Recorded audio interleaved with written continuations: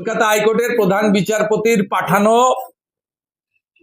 চিঠির ভিত্তিতে বলেছেন যে এখানে অনেক সময় লাগবে, এই সংক্ষিপ্ত সময়ে সাপ্লিমেন্টারি ভোটার লিস্ট করা যাবে না। সুপ্রিম কোর্ট বলেছে উড়িষ্যা এবং ঝাড়খণ্ডের চিফ জাস্টিসকে আপনাকে হেল্প চাইলে আপনাকে জুডিশিয়াল অফিসার দিয়ে হেল্প করতে হবে, এটা 1 নম্বর বলেছে।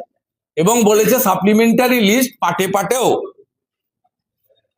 ক্লিয়ার করা যেতে পারে এবং তার আরপি অ্যাক্টে তো সুপ্রিম কোর্ট ঢোকেনি, সিওকেই অ্যাপ্রুভ করে লিস্টটা পাবলিশ করতে হবে, সিদ্ধান্তটা জুডিশিয়াল অফিসারের। 1 নম্বর।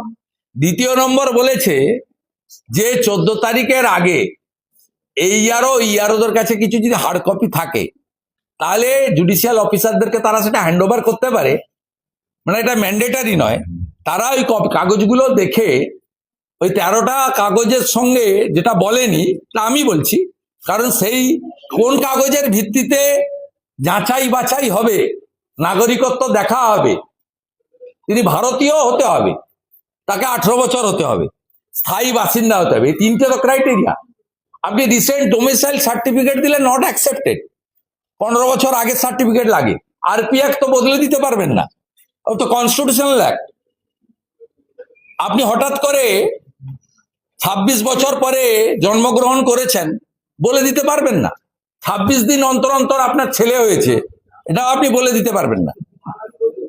অতএব জুডিশিয়াল অফিসাররা অত্যন্ত পড়াশোনা করা লোক এবং সিনিয়র জাজ, তারা ন্যূনতম 3 বছরের বেশি অভিজ্ঞতা রাখতে বলেছে।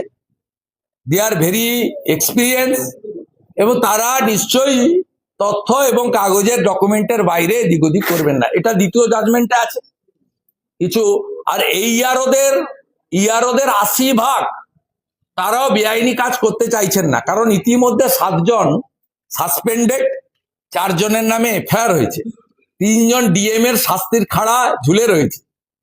তারাও জানেন যে মমতা বন্দ্যোপাধ্যায় যেমন পার্থ চ্যাটার্জিকে বাঁচাতে পারেনি, মানিক ভট্টাচার্যকে বাঁচাতে পারেনি, অনুব্রতকে বাঁচাতে পারেনি, শাহজাহানকে এখনো বাঁচাতে পারছে না, ঠিক আমাদেরকেও মমতা বন্দ্যোপাধ্যায় বাঁচাতে পারবেন না। তাই তারাও, আমার বিশ্বাস, ভুল তথ্য, ফরজারি ডকুমেন্ট এগুলো জুডিশিয়াল অফিসারদেরকে হ্যান্ড ওভার করবেন না। ওই অরবিন্দ মিনাদের মতো পায়দাস ডিএমদের কথায় এবং নন্দিনী চক্রবর্তীদের মতো স্তাবক চিফ সেক্রেটারিদের ধমকে মমতা ব্যানার্জির কনস্পিরেসিতে এই ফাঁদে তারা পা দেবেন না, এটুকু আমি মনে করি। এটা দ্বিতীয় জাজমেন্টের দ্বিতীয় দিক আছে, আর বাকি তো যা ছিল আগে তাই আছে। 28 তারিখে ফাইনাল ভোটার লিস্ট বেরোবে, তার পরে সাপ্লিমেন্ট লিস্ট পার্ট করে বেরোবে।